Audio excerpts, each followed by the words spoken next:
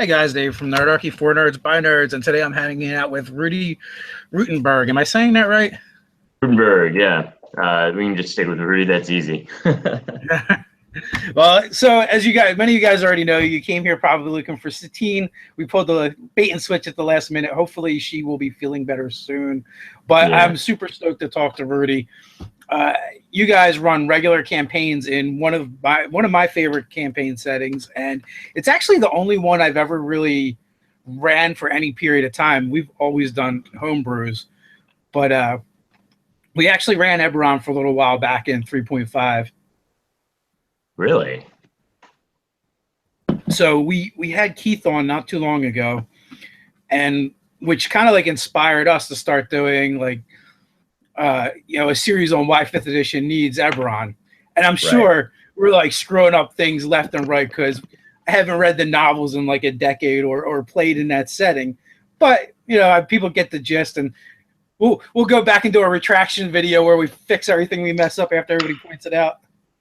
Right. I mean, it is what it is. One of my things I actually had Jeremy Crawford say to me, we did a panel at ECC. It was me, Satine, Crawford, and Perkins. And we're talking about this whole thing. And I'm like, yeah, it's really nice to have such a line in to Keith, but also like I can, ask Chris things if I need to. I can ask Jeremy things if I need to. And sometimes they'll be like, Jeremy will be like, you don't have to follow the material exactly. And I'm like, this is coming from the guy who like writes things to the letter for a reason. And I'm just like, yeah, but I want to represent this appropriately, because we don't know if anybody else is going to get the opportunity to come into Eberron and see what it's like. So I'm not going to all of a sudden just have something that doesn't make any sense in the setting come through. Like, I want this to be a proper representation, because Eberron's kind of ridiculously awesome. And there's not a whole lot of other things that can genre bend sci-fi and fantasy the way that it does. A lot of them are very tropey, and this while it has its tropes, can have a very specific kind of like, oh wow, this all works. It's well done. They did it really well right from the beginning. Like I remember when Wizards of the Coast launched the contest, right, for the setting. Right. I was in my early 20s at the time, I think. And we had submitted, I had actually submitted 2 settings. I submitted one with my group, which consists of some of the guys from Nerdarchy now, and then I had actually submitted one on my own. And then whenever I came out, I was like, yeah, we weren't even close. So, well, I mean, a lot of them were just one-pagers, and I know that I've seen the manuscript of what Eberron was just prior to its launch, not the one page. Keith actually wrote a story for his one page. It was this pulp noir thing about that sounded a lot like the beginning of like the Maltese Falcon, just with goblins and one of the dragon mark houses.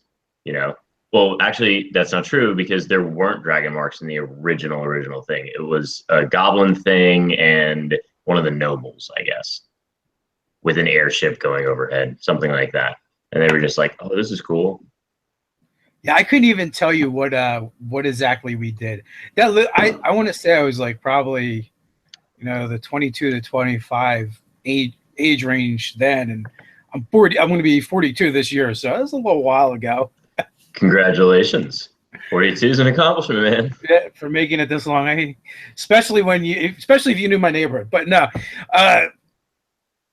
yeah, I'm amazed myself. They're not watching. I don't know. The ones that are left. You kidding me? Wait, nowadays we're all getting older. We sit around and go, "What happened to so and so?" Yeah. How did you guys get started? I was just gonna say, I have a group of guys that I used to play with like on Saturdays on a regular basis, and that's pretty much what they say about me now. Like, I'm still on our little text message chat, so they'll be like, "Hey, so who's coming to do this thing?" or like blah blah, or "We're gonna go meet up at this diner today." and I just get to see the text scroll, and I'm like, "Hi guys, I'm thinking about you," and they're like, "Shut up and leave." And I'm like, "Why do you keep including me on the chat then?" just so they can throw barbs back at you every once in a while. Yeah, I guess. I don't know. They're good buddies from we actually call them the Fleet. I don't know how many people are watching or familiar with my show or me, but I was in the military for a long time, and these guys were all Navy guys or some Marines and stuff like that. And so when they show up to conventions, they always play together. They pretty much only play together, but they every now and then will have like one or two other people come in. So they basically just travel like a battleship formation, and we just call them the Fleet. But they're hella fun role players and stuff like that too. And they all just want to run a game, and they'll all just rotate through it at a con, which is really interesting to see. Oh, cool. Sounds cool. So go ahead. Sorry. How did you guys get started with Maze Arcana? I guess that's where I want to start. I heard something about like a charity game with Keith Baker. Yeah, so basically, I've only known Satine since the launch of Storm King's Thunder. Which is like a year. I think it was last June. I live right down the street from Meltdown Comics, and I went down there to see the launch and everything like that. And I actually ended up playing in a game with Chris Lindsay DMing, and she was sitting across from me. So we had this little conversation while we were playing the game, and that kind of just turned into like, oh, you write a comic book. Oh, I write film and television, and like whatever. We just had this conversation back and forth, and then I think it was like late July. She was like, "Hey, I usually do this charity event called CCD20. Have you ever heard of it?" And I'm like, "No." And she's like, "Okay, well, this is what we do." And then she's like, "But I don't have anybody to do it with me this year, except like Keith Baker." And I was like, "What do you mean except Keith Baker?" Only Keith is showing up. Sorry. Yeah. Well, she was like, "Well, usually Matt Mercer is our DM, but I got in a car accident a couple years ago, and it's taken time, to get back adjusted. And Mercer's, got to do a thing." And I was like, "Oh, okay." She was like, "Yeah, so do you want to come do it?" And I was like, "Yeah, sure, I'll join the chat or whatever." And she was like, "Oh, I was thinking you DM a game or two." And I was like, "Okay." And that turned into DMing 3 games in Eberron, basically back to back to back, helping wrangle celebrities and everything like that, which were some of my friends as well. And I had to, the most memorable thing for me about that entire experience was Keith kind of like showing up and handing me the modules, which I'm kind of expecting to be in 5th edition, knowing that we have to run everything in 5th edition. And I got a 3.5 and a 4 manual, like just dropped in front of me when we're about to run it. And he's like, "Yeah, you can convert it, right?" And I was like, "Yep, I'll do it." So I basically up converted 2 modules that were from 3.5 and 4th on the fly during the game. And I guess nobody was able to tell, so I did a decent job. Yeah, 3.5 is not too bad. 4th is a bit trickier, I would think. I ran a couple one-shots for Eberron, and I was pulling stuff straight out of 3.5. It's just you just know that you have to use weaker monsters for the party level, and it kind of works out, sort of. I mean, I was just going with whatever Keith wrote, on there. I was lucky enough, I guess, to have him available so that I could just be like, "Hey, what are you gonna do for this, or what should I do for this?" But then again, he was there running Phoenix Dawn Command, so when I was prepping in between, I didn't really have the opportunity to talk to him then. But that was an interesting experience, and that led into the fact that we pulled that off in 2 weeks, an entire production like that, and wrangled everybody and was able to get most of our people, was pretty ridiculous. And we, the people there at Meltdown and our some friends at D&D reached out, and they're like, "Hey, you guys did a really good job of this thing, and let's see if we can get something rolling like that. And we're like, okay. So we actually made a pitch to Wizards. They were like, send us a thing, see what's going on. And we were like, yeah, okay. So I wrote up a little proposal for it and sent them something with a different name. It wasn't Maze Arcana originally. And they were like, yeah, that's great. You know, come hang out with us for PAX and all this other stuff. And we were like, okay. We got up there and they're like, yeah, so the only thing that's different is the name needs to change. And after that, you can do whatever, you know, blah, blah. So I was like, oh, okay. And that's how that kind of got started. We ended up shooting with my friends over at Fonco, and it was a good time. Yeah. So I'm sorry, I'm not usually reading chat when I do things like that, but I am looking at this one today. yeah. No. So just for anyone joining us late, Satine could not make it. She was poisoned by the food last night. Not a sneaky halfling from House Durasco. But Jurassico wouldn't have been the one to poison her anyway. it would have been the hospitality house. Yeah. Isn't there like an organization called like the Black Dogs or something like that? Yeah, so House Galanda has, I mean, we can just talk about Eberron lore because that's easy now. House Galanda has the Black Dogs, which are basically, Galanda will go ahead and put a whole lot of emphasis on collecting information from the people that are staying with them. And if you cross them, the Black Dogs will poison your stuff and you'll never even know. Yeah, I knew it wasn't House Durasco, but I couldn't remember the other halfling house name off the top of my head. So yeah, Galanda. So let's see, we got Kyle and I think Lee Levoyer. All right, Levoyer. So they said, yeah, I put on the belt again and turned into Ruty. Yeah. There's the regeneration comment. Of course, Professor Bell from Comic Book University, he sees comic books on your wall, so he's going to want to know about those. There's all kinds of things going on there. So let me show you a real fast thing, though, if he's a fan of that. I've got, a little DC spread over here. But let's see if I can get this one around without showing off too much of the mess that's around there. That one up there is from the Arrow, the actual show, because I was a part of Flash season 2, and so that one's actually behind it. It's a print. There's only like it's one of 20 made, and it actually has the signatures of some people on the back of it that you won't see because it's in a frame, but right, some interesting things like that. So I was thinking, right, if you ever write a book about how Maze Arcana came about, I'm thinking for a title, maybe House of Team Phoenix Sucker Punched Me. Come hang out with Keith Baker, and by the way, we need a DM. Yeah, something like that could work. I mean, it was interesting too because like what I got from one of the ways that I got roped into it, and people have probably heard me talk about my experiences GMing with Adventures League.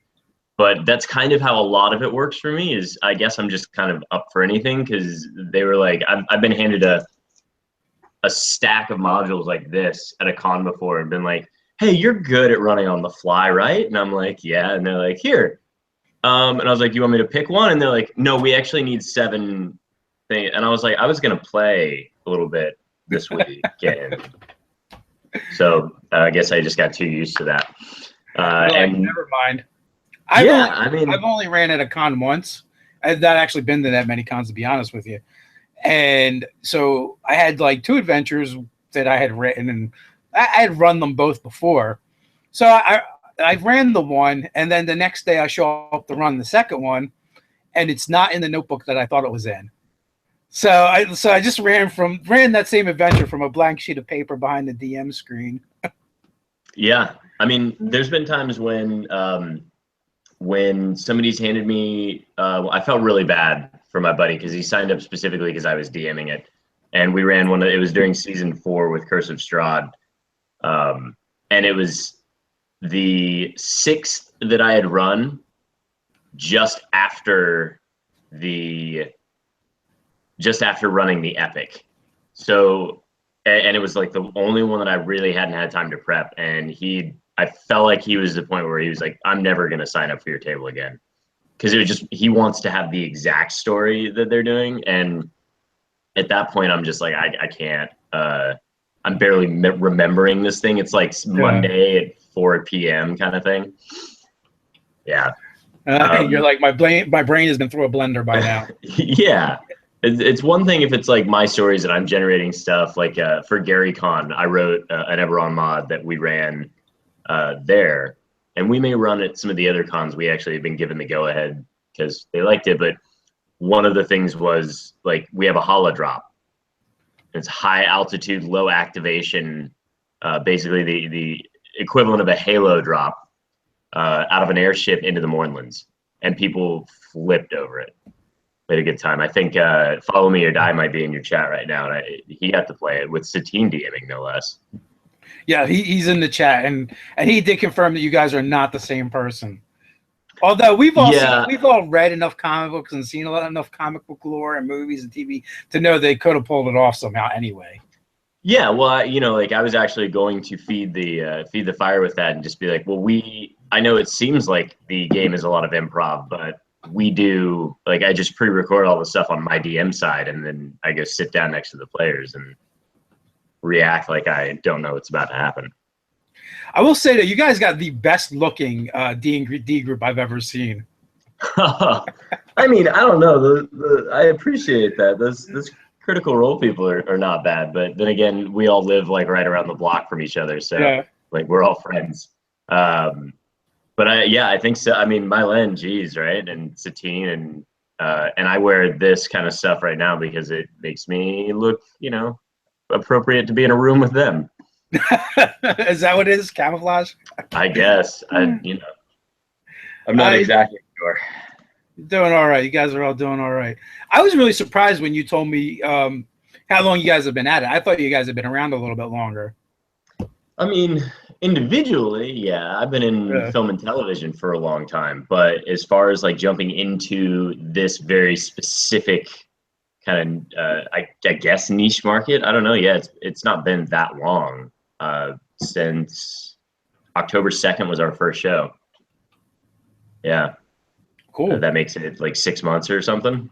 Yeah, and I don't watch that many live plays. It's too much of a time investment in one shot for me. And like, and as a fellow creator, you know how much time goes into all this stuff. So it's like, if I'm sitting down and watching like 2-3 hours of gameplay, in addition to doing the other stuff I have to do, then something has to give somewhere else. And then my wife and kids usually don't appreciate that. So I am watching Satine's game only because it's with it only being 3 sessions. I'm like, I can commit to that. I can get it in a little here and there. So I actually just finished up the second session this morning. Oh, good.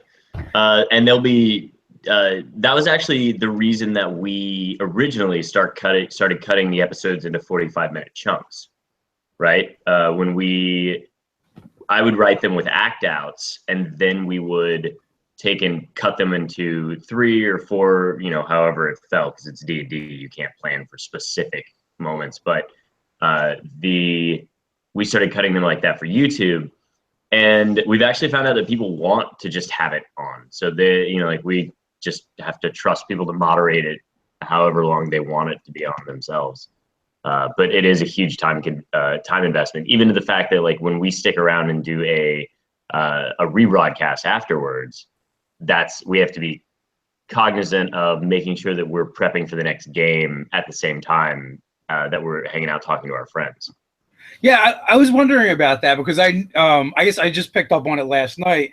I jumped in on the tail end of the game last night. I was checking it out while I was working a little bit, and a lot of my work is like editing and stuff, so it's really hard to listen to a game and do that at the same time. Yeah, it's challenging to even find the time to do that other stuff while you're trying to get out all of the content, and you're hearing other people's words in the background, and you're trying to make sure that there's not a lot of back and forth that's gonna get in the way of what oh, wait a minute, was that sound in here or was that sound over here? Do I have to readjust for this?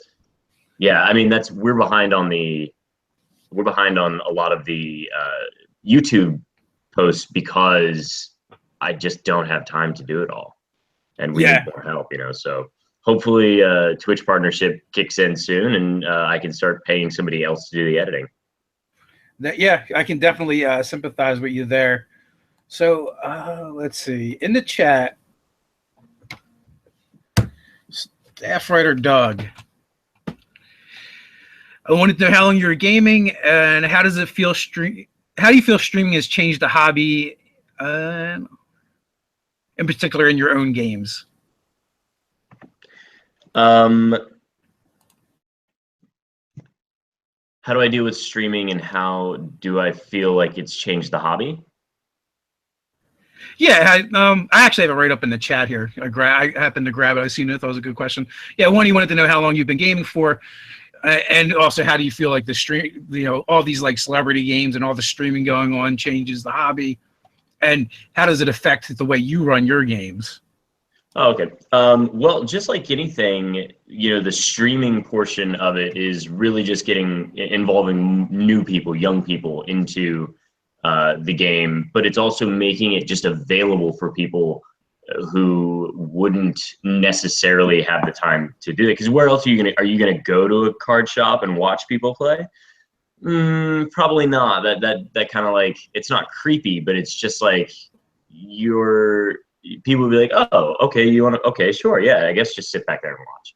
But there's no community that you can do that. You're not going to set up like an amphitheater and do that without having some investment in the characters or the people that are playing. And so that's kind of like where we see this almost franchising now of people, because the people are coming to watch the people just as much as or the actors just as much as they're coming to watch the characters, right?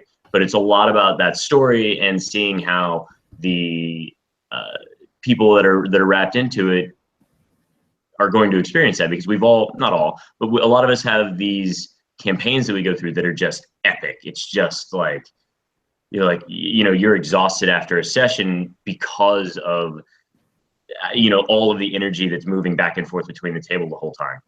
And being able to watch somebody else go through that is a lot like, I think, the boom at the beginning of reality television in a way. Only we get to cross that genre to make it about being, we plan out enough stuff, but it's about getting to have that shared experience. So just like Adventures League gives players a shared experience across all this other stuff, or Pathfinder Society does that, gives us the opportunity to, as a community, watch all these players go through this thing. And I think that's the big boom for Critical Role and for us. And people have started already tweeting out that they want to see crossover stuff from us, because, we know them, and Taliesin comes and plays. And we were talking to Mercer Saturday about things. So it's like that alone, for the amount of eyeballs that'll be on D&D, is absolutely worth it.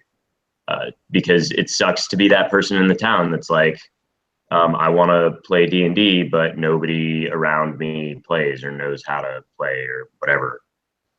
And it's not like a game where you necessarily can just be like, oh, no, it's fine, just sit down. It's like Connect 4. We can figure this out in 30 seconds. Well, you say that, but like, how old are you? You mind me asking? Oh, I don't. I'm 33. I was St. Patrick's Day is my birthday, so I just had that one. Oh, cool! Happy birthday! So, yeah, no worries. So you're a little bit, you're a little bit younger than me, but like literally when we started, that's all you had. Like you just like generally either someone's big brother or sibling, had the game and played it with you, or a bunch of friends got the books and figured it out. Like now, like I feel so old and sound so old. I'm like, you guys have it so easy. You just go online, watch people play, and you have channels like WebDM and Dawnforge Cast out there, and even us that are answering tons of questions, and basically like we're really, the learning curve has really been rounded out. Yeah, well, it helps, and it also helps bring people in that are so focused on something else that they can be like, oh, my skill set works here. I mean, for instance, that's kind of where I got brought into it, because again, like I've been an actor. I was in Argo. I've been in a bunch of commercials. Baby Daddy. I do voiceover work for Fury. That movie, The Wall, that just came out or is coming out with John Cena and Aaron Taylor Johnson. I did voiceover work for that. Like, my D&D was not necessarily on my radar, and I'm writing a bunch of movies and stuff like that. And so having this thing where it's like, oh no, but this is basically what you're doing, is you're just going to write a movie constantly. And I'm like, oh, that sounds like fun. Let's do that. And there's rules and structure. And that dovetails back to the other part of Doug's question is, how long have you been gaming? And when did you get started? So I've been gaming since, I don't know, like board game stuff, like originally. And I didn't, I used to RP Clue, which I thought I was just being silly, right? Like I was like, this is, I'm gonna be Colonel Mustard, and I would be the kid that RP'd the random like board game characters. But it was actually a thing. Yeah, right. But I didn't get into D&D until I played a little bit in some of the earlier editions, some advanced and some 3. 4, I was like, well, I might as well just go play World of Warcraft if I'm going to do that. And then after that, 5th edition came out, and I got to do the playtest with that. Some of my friends are the producers for like Transformers and some other movies over there, X-Men. And they were like, hey, do you want to come play D&D? And I was like, I really don't have the time to invest in a 4th edition, thing. And they were like, no, come play next. And I was like, what's that? And basically by the end of the first session, I think I was already theory crafting things. And so when I got introduced to you guys, I was just like fiending, and I was looking for things, and you guys started doing a lot of those builds, like to just like, oh, take a random character and build this out. Like, who's your favorite stormtrooper? Okay, let's build that out, kind of thing. So that would actually be hopefully at some point you and I can sit down and do something like that, and just have a little fun, because I love that kind of stuff, and that's how I got introduced to you guys. I hear there's a rumor going around that we're going to be in some of the same places this year, so I will have my filming equipment with me. Well, and we probably will too. I mean, we talked about Origin, right? Yeah, Origins. And are you going to be at Gen Con? Because I know Satine was on the fence before, but it really sounds like she's going to be here, according to an email I got about a Kickstarter. I don't know nothing about no Kickstarter, but I do know about the chances are very, very strong that we will be at Gen Con. We originally had something else in place to do at Gen Con, and that seems to have fallen through, but something else bigger kind of popped into the place. Well, it's already been released into the wild, I guess, because I got an email. Because we backed the Open Legend RPG. That's what you're talking about. Yeah, and we're friends with Brian Feaster. So, basically there's an improv GM thing happening with a bunch of people. So I'm pretty sure I saw Satine's name on that list. Yeah, she's on that, and we're seeing if there's time for me to join that too. I don't know if you know this, but most of the way that I DM, I don't call it seat of the pants DMing, which is what a lot of people call it, but I call it whose dice is it anyway? Because I basically just take a lot of what our guys are doing or want to do and run with that on the fly, and I just happen to know both the lore and the rule set so well that it works, and well enough that I can improv singing, during the thing if need be. So we have a lot of fun with that, but I can do it at cons again because I got so used to the modules and whatnot. Yeah, I have my style. I guess our group as a whole, our style is very similar, where we just kind of, I used to write everything out, but anymore it's like there might be like 3 sentences on a piece of paper as a loose guidelines, and then it's whatever they do, I work with it. Yeah, I mean, that's the thing is you should see my early stuff, and by early I mean just for our first 8 episodes. Like they are actually plotted out by act breaks, where I'm going to cut things down, and the descriptions are much more vivid because I have a lot of I mean, like, again, I have a lot of writing background, right? And it's in features, so you have 2 sentences, 3 sentences to paint a very accurate picture. And I'm like, I love doing that, but I don't have time to do it right now. Between basically running 2 to 3 games a week that all weave through the same storyline, just keeping that straight and doing my notes afterwards. Like half the time when we do the rebroadcast afterwards, I'm taking notes then, so that I can have everything ready to go for the next one. And also because we run the game today that has Chris Lindsay, Travis Woodall, and Bill Benham in it as well with us. And that campaign is a higher level campaign that all roads will lead to one specific place. Are you running 2 campaigns? So technically, I like to call them the same campaign, but they're 2 different groups of people. Groups.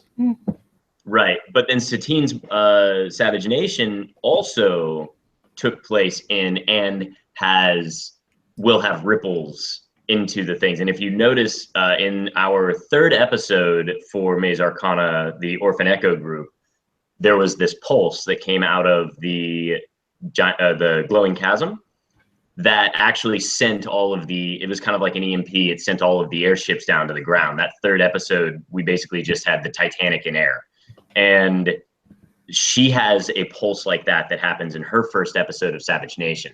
Mm-hmm. And there's a lot of little callbacks back and forth. And then there will be things later on that but in her game, it did something completely different, though. The pulse. It's a pulse. No, but they had to affect. Oh, because maybe I'm thinking of something else. But from that game. Yes. So from her game, not to do any spoilers or anything, but from her game, it affects one of the. It affects some of the magic that's going on that they're using at any given moment there, which is basically the catalyst for the whole situation. And ours, that's basically what it does. So that pulse is drawing magic back into the glowing chasm. And that is something that they have. Ours takes place a little later in Eberron than most people. We're actually in the year 1003. So most campaigns take place in 998, I think. 996 was the morning, so 998 is when most campaigns roll, and mine ours takes place starting in 1002, where they've had to start putting up these like pylons, like from StarCraft kind of pylons, to help contain the energy that it's pulling out, because the lightning rails are going down, because airships are going down, etc. So. Yeah, I affectionately refer to Satine's game as the Monster High game. Yeah, it is. And we have more things that we're going to be doing with that that we're really excited about, because there's, I wanted to play I had to play the human for a very specific reason, but I want to play with all those things because I love doing monster voices and stuff like that. Well, I forget the name of the trilogy, but I think it was Don Bassett, possibly, that actually it was the writer, or Bassenwaith. I'm probably butchering. I butcher names all the time. Mm-hmm. But a good portion of it takes place in the Goblin Kingdom, which is was it Drakkar? Draconian? Drakkar. Yeah. Okay. You're right there. Yeah. And I can barely talk. Sometimes I wonder how I ever crawled out of the primordial ooze. But when he starts peeling into the goblin culture, that was like one of my favorite probably Eberron moments. And when he starts talking about the Silent Wolves and the other goblin tribes, where they're not this joke monster anymore, where they're serious ninja goblin badasses. Oh yeah, that was one of the Keith and I will get stuck in not a loop because we never repeat the same stuff, but he and I can talk about the lore or the way these things would work for days and days. And so we'll have a little, oh, thank you, Poo Poo. I appreciate that. My DM us out of here was the kind of writing that I would normally do for a game if I had time. So like we'll get sitting down and talking about something about how something's going to work and like how, you know, this happened and this, and the Goblin Kingdom. I mean, he loves all of the monster stuff, and we need to do our own, like whatever the opposite of Volos would be, we would need to do our own for Eberron, because the monsters there are completely different and the elves are completely different. So you go in and you're thinking like, oh, we have these haughty, like, you know, elves that do this. It's like, they're all actually contained on one continent and they don't like to be here. And the ones that are on Corvair are basically like the Huns. Like the Valinor elves are just these horse riding, marauding, really long living people who will cut you in a heartbeat. They do not care, you know, especially if you're a halfling, which is really odd to hear. You know, usually they're just like, oh, halflings, whatever. They're like, the Valinor elves are like, halflings? I would kebab you on my double-bladed scimitar. We were trying to, when we had Keith on, we were trying to convince him to write in the DMs Guild for not Eberron. Yeah, it's a little tough. We talk about some of that stuff all the time, and I'm happy that it's not released into the DMs Guild yet. I have a lot of things that I want to do, and if I don't, if it does get released in the DMs Guild, neither of us are going to have time to contribute, you know. And we want to make sure that at least that there's a bar for that, because I don't know how often you go on the DMs Guild, but I don't. When I go on there every now and then to like look at what people are trying to dream up for classes, or for me to see like classes that were in 3.5 or 4 and see what other people are trying to do for those. And I'm just like, what is going on here? How do you think this is balanced? Where did that come from? I lived through 3.5. I don't need to look in there. To be honest with you, I can only imagine it's the same or worse, or, you know, you see these third party stuff that really, they just try and turn 5th edition back into 3rd. Like, yeah, kind of missing the point. Well, and that's even some of the UA where we've, you know, like, what was the thing that I was talking about the other day? Oh, so the sorcerers, right? They put out a UA for the sorcerer, and I really liked a lot of the ideas that were in them. But one of the things was like, it was this advanced math, complicated, you know, like this advanced algebra that you needed to be able to do in order to basically come up with an equation that is equal to your charisma modifier. It was like, you can add 2 plus your up to half of your sorcerer level. And it's like, why don't you just make it the charisma modifier and let it go? Just let it go. We kind of did the same thing. I think my thing was like, at this point, you might as well just make it a chart. If you got to do this much math, you just make it a chart and let people know what it is. And right. And then I had people arguing with me. They're like, no, you got to follow out of order of operation. Like, oh my God. Once we get into a discussion on me figuring out this ability by order of operation, I want to choke somebody. Yeah, and that's the whole point of 5e is that it's like, oh, you have this, and then you add this, and then you're done. It's that easy. So when I approach those in my builds, because basically everything that we use in ours is homebrewed in a way, I just have to run it by actual wizards, and I always run it by Keith, or Keith helps me make it. So like my Scion, my Arcaneer, they're very well balanced, because Wizards isn't going to let me run with something that doesn't have the right theme. They're not going to let me put out a Warforged thing that isn't right in line with what they want to do, which the UA is actually, nobody knows this apparently, but the UA that they put out for Eberron is pre-alpha testing for 5e. So all of those, the reason those Eberron races look so underpowered is because they weren't designed to be there. Oh wow, But that's interesting, guys. I think that's a little bit of a news drop that you probably didn't get anywhere else. We got a Nerdarchy exclusive. Thanks. Yeah, but that whole thing of making things simple and simplified is almost reflected there in that exact UA, because it's like people are reading +1s and that's it, and be done with it, you know. So. Okay, because that was like my pet peeve. I was like, when I saw that, I was like, why did they not get a +2 and a +1 like everybody else? Yeah, it wasn't created yet. Yeah. Real quick, go ahead. let me start these guys because we don't have that much time left, and we usually do a roll call. Where's everybody from? Bill, I was gonna say, if you want, I'll stay a little bit longer now that I'm awake. Okay, yeah, cool, absolutely. So I'm going to start the roll call. They'll start telling us where they're from, and we can talk a little bit, and then I'll jump back in there. So, yeah, that's interesting to know that was actually pre.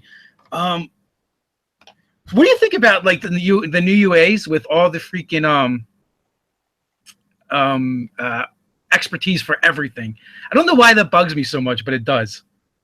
The UAs for, you mean specifically like the skill stuff? The last like 2 or 3 of them that came out, they were like everybody gets expertise in everything on the feats. Yeah.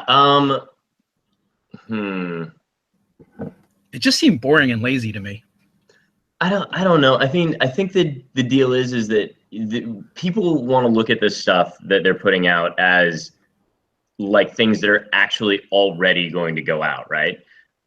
If it were me and I was doing a business model like this, I would be releasing as much stuff as I could in this fashion, because it's free playtesting, and you have a better idea of what your player base wants based on their response to things. Now, granted, this is the internet, so people are going to flame everything, you know. So I think even some of the stuff that they put out when they did the Scion, for instance, like the Mistaken Scion and all that stuff, a lot of that, I think, was seeing how much people wanted one thing or the other.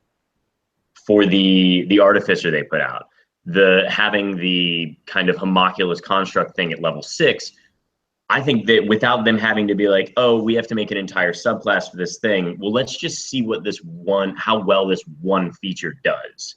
And then that'll tell us if we need to make a whole thing. So I think they're just kind of testing the ground for it. In my opinion, I thought that they're a cool idea, like the feats that you take to embolden a skill. That's a cool idea. I like that. What if I do only need this one thing? What if I get in a campaign and my DM is like super heavy on this one thing? That's awesome. But I also think that there are other ways to pick up skills that are pretty easy, and that your feats, some of those are super overpowered, and they basically make it like, oh, you were deficient at this before? We're going to make you so good at it that you never have to worry about that again. I could do without that. I think failure is the best part of D&D.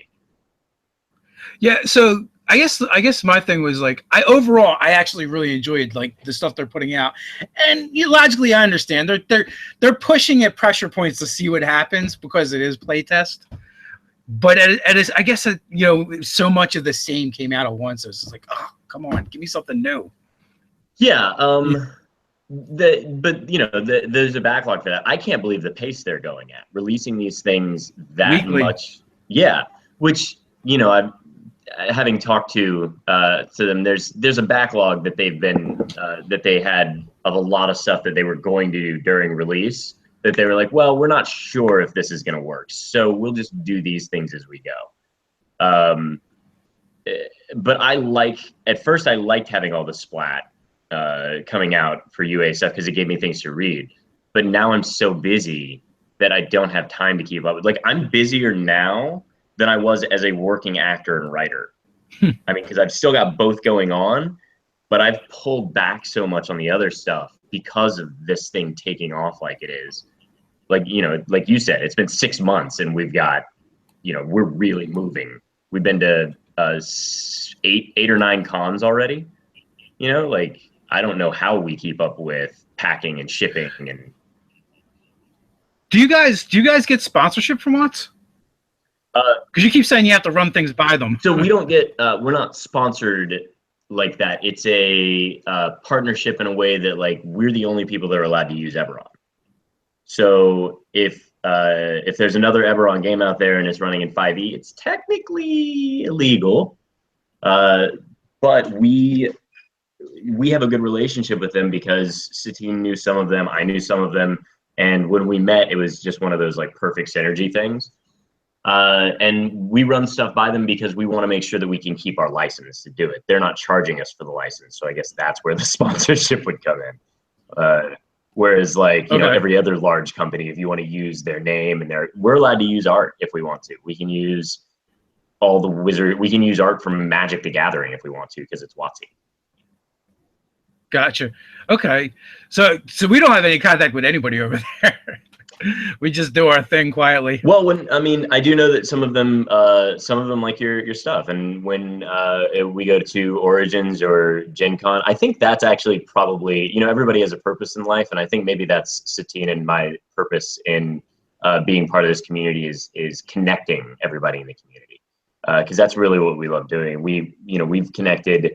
We've had the opportunity to sit down with the TSR guys and with the Wizards people, and we're just the excuse for everybody to be at the same table. So it doesn't necessarily mean that we're the ones pulling, you know, people together, but it does mean that we're the table that we're at, everybody's welcome. So everybody can sit down and strike up conversations they wouldn't normally have the inclination to, I guess. That's really cool, and it's cool to know that they actually know who we are. So, yeah, I mean, you guys have been, like I said, you guys were some of the first people that I recall doing a lot of the let's take this and build it out of what we have in 5e. You know, what's available in 5e. Okay, let's make superheroes for this. Like you guys, and then Mike Long, you know, from Tribality. You guys, those two were probably two of my first groups that I watched or I would actually spend time watching, going through your stuff, and I still do. Satine and I are actually fans, you know, so it's interesting to, well, thank you for having us on, kind of thing, you know. I love the fact that we're all peers in the grouping, I guess. Yeah, it's you know, it's definitely a weird space, and I'm still like wrapping my head around it, but it's also been like a crazy ride. I want to jump in the chat real quick and see where everyone's coming from. We got Texas, Tampa. We got the Primordial Ooze, Dallas, Kuwait in the house. Nice. Portugal, Jersey, Washington, Indiana, Denmark. And we had a chat jump.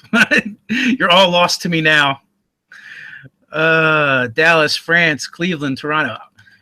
Earth 691. Nice try, Bill. Utah, Sweden, Portugal.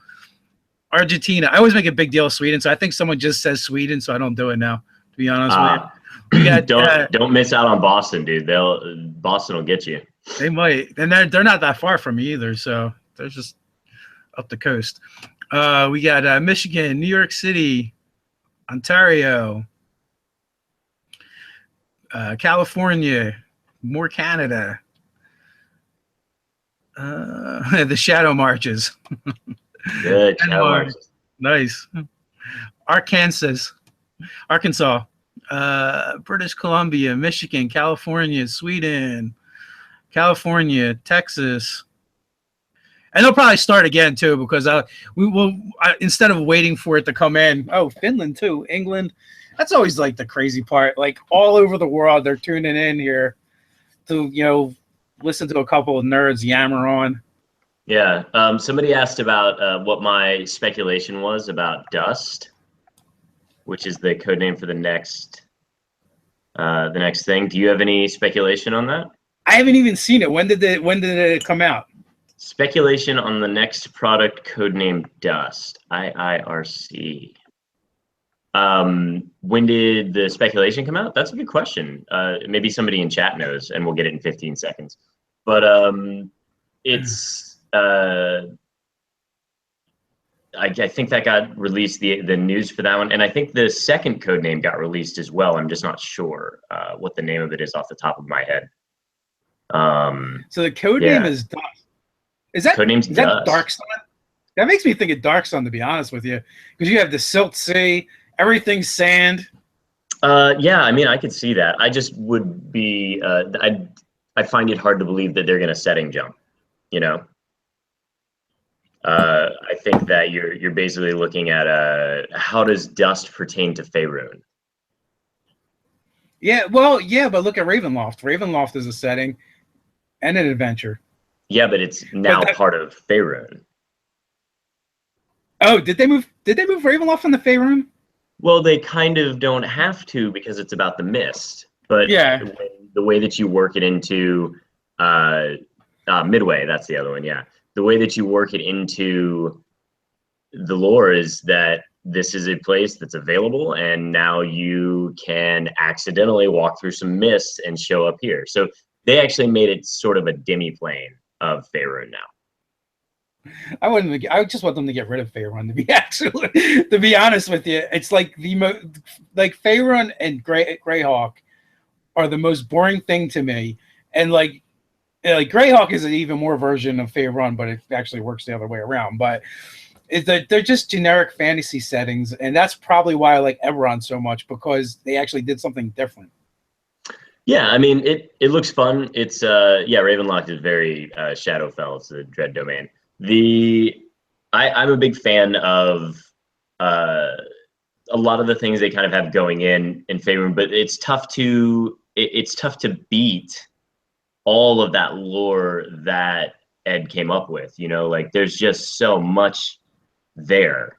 That said, Keith generates lore and stories like it's nothing. Like we'll be sitting here talking about stuff and he'll just be like, oh yeah, well, if I were going to do this, blah, blah, blah, blah. Like, for instance, if you watch, like he wants to write an entire book on the Goblin Kingdom, the rise and fall, how the politics work, how we've talked about the hierarchy of the different Goblin subraces, like the Goblinoid subraces, and how all of that works, and how the empire was built on certain ones, and how they fell, and like all this other stuff.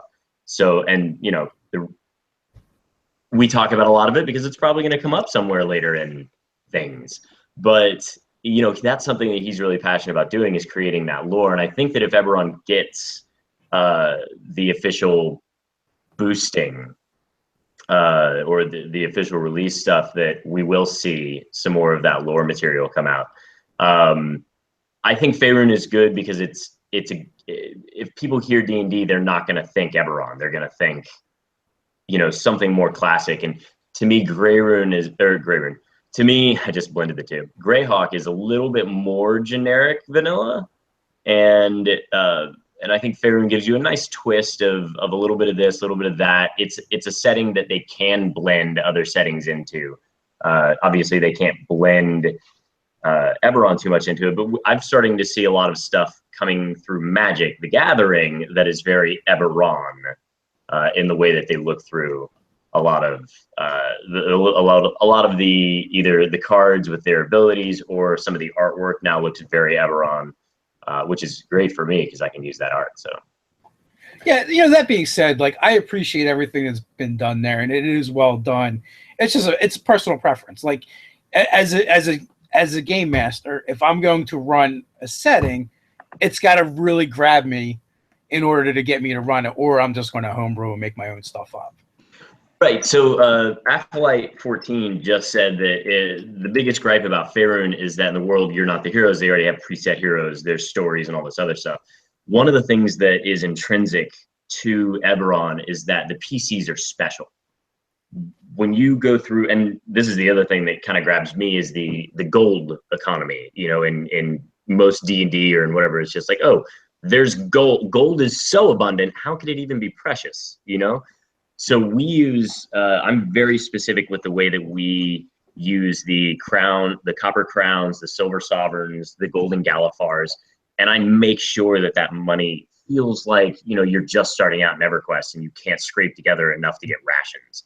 That kind of a thing is how I want it to be. And it's that same way with the characters and their class level.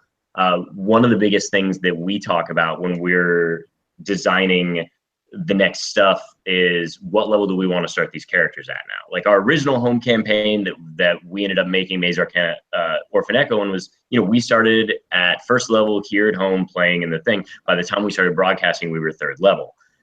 But our Peanut Gallery game started at 10th level. So you're talking about some like more powerful beings than are around. They're more powerful than the king, than Bornell.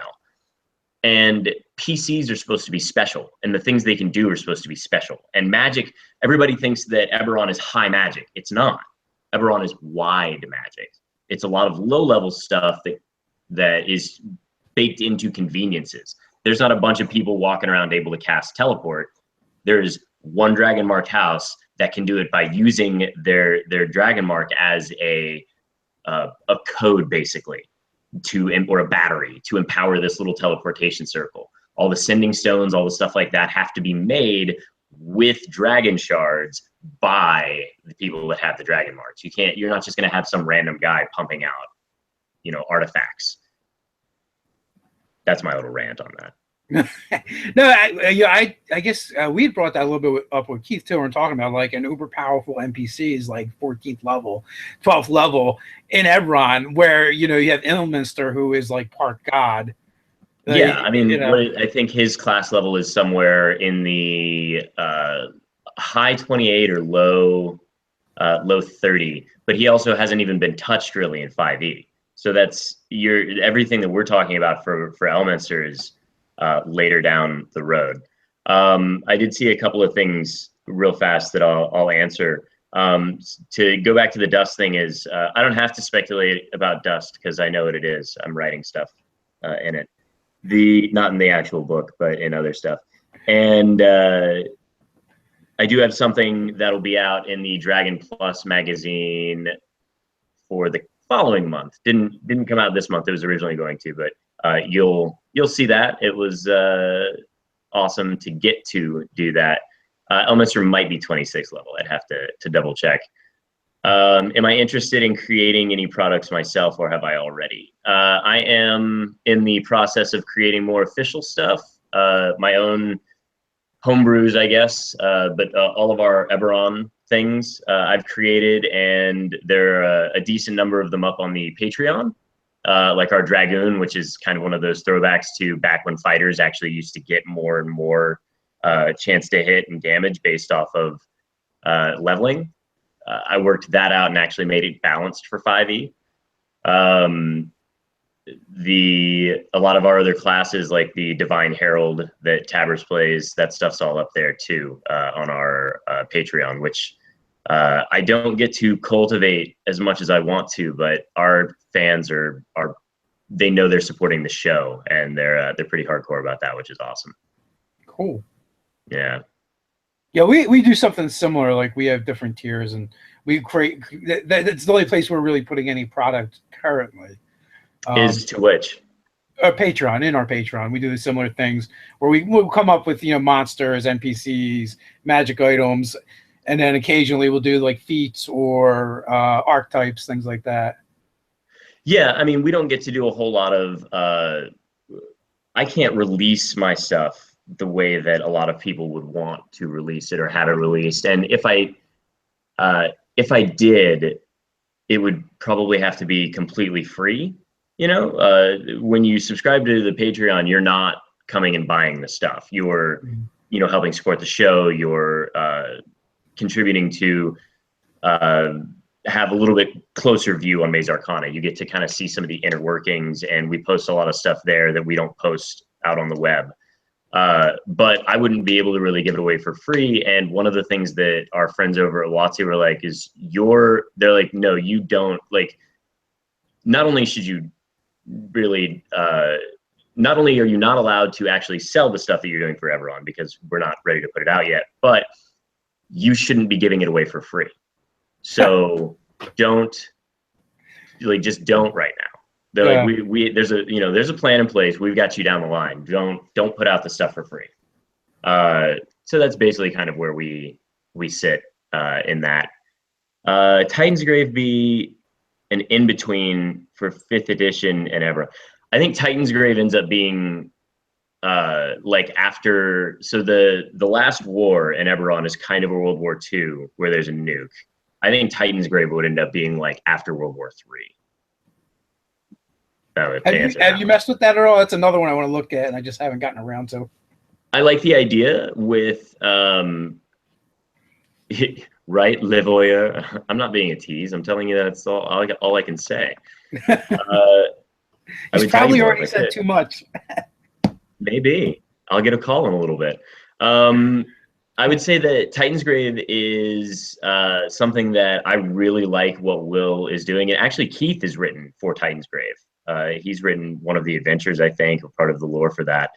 And it's awesome. I like the way that they do the 6 dice. The what is that? The age setting now, or the age mechanic? Fantasy age mechanic. Fantasy age.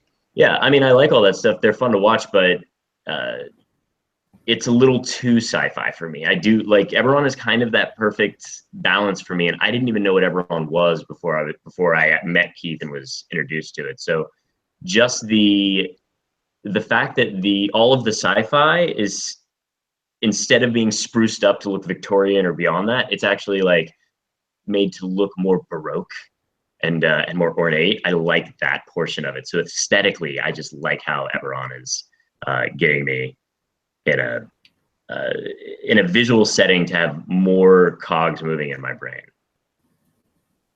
Gotcha. So we're over, and I still gotta go do some filming today. I think never ends. Yeah, but I do really appreciate you coming on. Tell Satine we were asking about her, and hopefully she feels better soon. Yeah, pass that con save. Will do. I'm sorry that we didn't get enough time to really answer questions. Maybe we should set one up again to just do questions, because somebody had like a question about the wear touch stuff for shifters and all that. And Eberron is a little under service right now, and I don't mind. I'm allowed to kind of have discussions about that stuff. So if you want to have another one later. So my master plan was, we're up to like 100 people on here. Wow. I know about it. That's not bad at all. So my master plan, which I didn't really share with anybody, was I told you and Satine a little bit. I wanted to have you both on separately, and then maybe have you together. You know, if we can maybe set that up sometime. It helps me out. It helps me stretch out the guests and just different perspectives. I also feel like you both deserve, your own full hour as well. So she's a force of nature. I mean, she's a phoenix in so many ways, because her rebirths are incredible. She doesn't stay down, and she doesn't stop moving. So she's just she definitely needs like her own probably 2 or 3 hour movie about just her backstory. She's an anime as far as that goes. It's just like 2 seasons of all backstory before you get into things. We'll tell Matt you said hi, Kyle. And then obviously, like, I do so much stuff on the side, and I'm creating most of our mechanics, so there's hours that can fill that too. And I guess our plan was originally for me to come on later in the thing, and this just kind of worked out like this because she got ill. So maybe we'll do another one where it's both of us, another one where it's just her, and then we can come on and talk mechanics some other time. Yeah. You guys have an open invitation, that's for sure. Before that, I found out Satine, I was going to tease her about, we could just talk about what Ruty wears for an hour. Ruty what? What you wear. Oh, yeah. You're like the best stress nerd ever.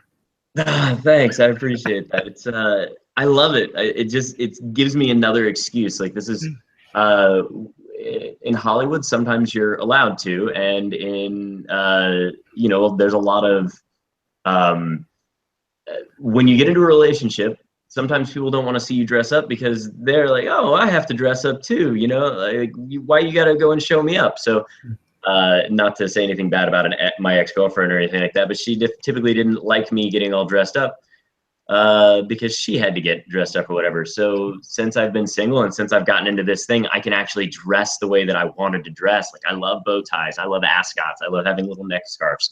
And I think the fact that I'm a nerd and there's not a whole lot of representation of that is actually a good thing, because it shows people that not to judge the book by the cover, you know, not to do all of these things. You don't have to look a certain way or dress a certain way. We're just here as a community, and we want a community, and we want everybody from every walk of life. No, it's good. I mean, different representation is always a good thing. You know, when most people first meet me, I don't think D&D is the first thing they think of.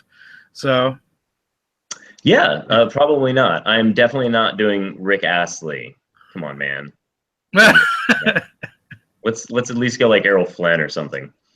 That's funny. They'll go crazy in the chat. I don't worry about the questions as much too, because sometimes they just talk to each other for like the whole hour, and we're just something that happens in the background.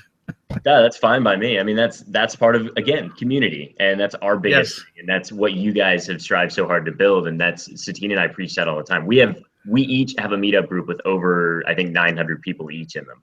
So, and all we do with that is make it to where they can connect with each other, and we pay for it. We're on there every now and then to say hi and to check in with people. For the most part, like, that's not there for us. We don't like the self-promotion of a lot of this stuff. We only do it so that other people can find the game and find each other, because the D&D community is so entirely different than anything else you'll find anywhere. Where it's a thing where creative collaborators can meet people who are just obsessed with gaming, and everybody come together to be happy. Just laughing at the chat. They're getting a little ornery over there. Hey, but no, you're right. The community is absolutely, when people ask me, you know, what is the best thing about what we do? I'm like, it's the people. It's always the people. Yeah. They make it the best, and they make it the worst, you know. But fortunately, we belong to a really awesome community where there's way more good people than bad people. So there's so much love. Like, there's so many reasons that anybody can be negative about anything, right? And you see it a lot with video game communities. But the fact that you know, I've had a history in the military and done all these other things, and Satine has her history, and people could come back and say all these things, but the community is not only, you know, like, accepting of everybody and supportive of that, they are actually defensive about it, and will be, if you say something derogatory, people will jump to your aid like that, because all we're doing is trying to make other people's lives better. Why would you want to negate or naysay that, you know? So I have a good time being around, you know, fans, but they're not fans, they're peers. They're people that we're just happy to be there and game. We had somebody, I'll let you go after this, because I know we're trying to get off so we can both go actually do work. But you get two people that are excited about something in a room, and that's all you do is want to just like, we're gonna just keep talking. That's what I mean with it. People always ask, well, do we have an agenda for today's hangout? I'm like, do we need one? Yeah, I mean, that's why I have to make those agendas, because I'll just go. If we go, I'll just go. I could do this probably all day. We'll do it a D&D session. Hell, we'll start DMing the chat. You know, it's not that hard. We did two real quick little things that kind of sum things up for me. Is we were on our way, Satine and I, you know, our business partnership is still fairly young, and we were flying back from PAX. We had just gotten the license and everything like that, and we usually, I don't know where my ring is, but we had these little D20 rings, right? And we were flying back, and this guy sitting next to us was like in the chair, just every time there was the slightest, anytime somebody got up to go to the bathroom, he thought it was turbulence, and he just was freaking out. I reached over to him, and I was just like, hey dude, like, how you doing? Like, what's going on? Blah, blah, blah. Yeah. Have you ever played Dungeons and Dragons? And he's like, what? No, but I do archery. And I was like, great, this is right up your alley. Okay, watch this. And Satine was totally in on it. Like, we played a game of D&D on the plane there with just the D20 roller. And you just downgraded for, you know, damage hits and stuff like that, easy. But we took this guy from being on the verge of a nervous breakdown to not even noticing that we had landed. And I just basically ran a 4-hour module off the top of my head in Faerun from stuff that Acquisitions Inc. had given me ideas for, you know, super easy. But it's that kind of thing where you're taking care of the community. And Satine was at NAB in Vegas this last week or weekend doing like just helping get the word for Max on and Cinema 4D and all that stuff out. And you know what? I hang out know with people. because she met a mutual acquaintance Which of one? mine, Seth Pulaski. I'm probably butchering his last name, but he did Of Dice and Men, and is Brian Stillman's partner on The Art of D&D, Eye of the Beholder, which we've had Brian on a couple times. We've done interviews with him. Seth has been on one time, and he's like a super nice guy, super cool guy with the weirdest professions ever, like lawyer and sound engineer. I don't even know how you put those two things together. I don't know. Speaking of sound engineers, Ben Looms is amazing. The Sirenscape stuff is so good. Do you guys use that in your live play? We do not. Do you make your own music? Nah, we just talk. Like everything. We are very grunge down, bare minimum. Well, I mean, that's the thing about Sirenscape is you can just kind of let it be picked up as ambient through the speakers. But Ben has set it up to where you don't have to worry about licensing. As long as you just throw you give a shout out to Sirenscape or you toss their logo somewhere, they're like, you can use it forever for free. Doesn't matter. We're fine. I'll have to look into that. Yeah, I mean and he's got so many sound effects in there. And the funny thing is, he does most of them on his own. And Mercer does stuff with him every now and then, and he's asked me to do some stuff. So I might have an NPC or two, like the woman from last night from the Innkeep, that might be in there. But the last story I was going to tell was Satine was there at NAB, and there was a guy who came up to her and was like, "Hey, I really you guys have no idea how much Maze Arcana pulled me out of a bad moment. You know, like it was really tough going through the last 6 months with this thing and stuff going on with his daughter and everything like that. And she's young, right? But she watches Maze Arcana and loves to imitate Satine and is learning about all these things and about how to be in touch with her emotional side during a very trying time in their family life because of that. And that's that kind of stuff is the stuff that makes me want to cry. And I'm not an overly emotional person. I'm very much a thinker, a planner, and that having that kind of an effect on people when we're just here trying to play a game, is something that is beautiful and breathtaking that, again, you don't get with other games and other communities. And it just makes me melt. I feel like anyone that's been doing this for a little while and has a decent following has kind of gotten those, because from other people I've talked to. And we've gotten a couple of emails and messages and stuff was like that. And I showed my wife the one, and she started crying. And I can't believe it. Like I said, I'm an idiot that can barely speak. And we just talk about, we're adults talking about make-believe and really how much it affects people is crazy. Well, we have entire industries. The entire entertainment industry is built on make-believe. Every story, every book you've ever read is make-believe, but they're all isolated. You experience it kind of by yourself, right? So yeah, you can have that experience of reading a book the way that other people have read. But when I read books, I see something entirely different than what most other people see. And the good thing about what we do is that we give a shared vision to it. Your brain's still going to go all over the place and make things up on your own, but it's okay. And the whole point of it is that we make it okay, because they can see that there's a bunch of different interpretations and there isn't one that's right. A lot of people are rule lawyers, and people are silly enough, I think, to try and label me a rule lawyer in a way. And just because I know the rules doesn't mean that I'm a rule lawyer. The point is that I know them so I can break them. I know when to break them, but I also know when to give the gravity and the weight to the world. And that's something that I just love that D&D enables, that you can't get in a video game. You can't change the rules in a video game. It's about the experience, and you either have their experience or you don't. In D&D, I'm here to provide you with the experience you want to have. Granted, it's going to be part of my brain, but let's Inception it. Let's Matrix it. Let's have a good time. That's what it's all about, man. So anyway, now this time I'm really, really going to end it because I can sit here and talk with you all day. Again, thanks again for coming on. Everybody that's been hanging out with us for the hour and 10 minutes or whatever it's been, thanks so much. I appreciate it. We'll be back tomorrow with Dungeon Life. So until next time, guys, stay nerdy.